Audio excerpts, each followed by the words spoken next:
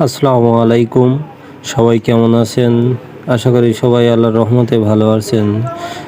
আমরা দক্ষিণ বেতকাশী মাধ্যমিক বিদ্যালয় ও আশপাশে যে বীজগুলো ছিটাইছিলাম সেখান থেকে গাছ বের হয়েছে। ভিডিওগুলো অনেক আগের। তারপরে ভাবলাম যে আপনাদের মাঝে শেয়ার করি। আমরা ১-১.৫ মাস পরে দেখলাম যে গাছ অনেক বের হয়েছে। আলহামদুলিল্লাহ মোটামুটি অনেক গাছ বের হয়েছে। গাছ রাস্তার ২ সাইডে আমরা যেমন আশা করেছিলাম তার চেয়ে আরও বেশি বের হয়েছে।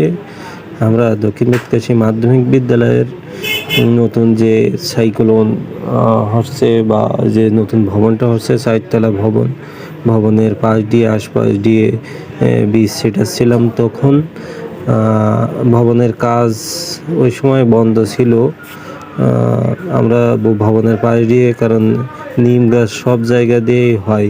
স্কুলের ভিতরে আমি গতকাল গিয়ে দেখলাম যে সব জায়গায় ভালো চারা বের হয়েছে, কিন্তু এখনও ভালো দেখা যাচ্ছে না। চারাগুলো একটু ছোট ছোট আছে, তো এই জন্য এখনও দেখা যাচ্ছে না চারাগুলো।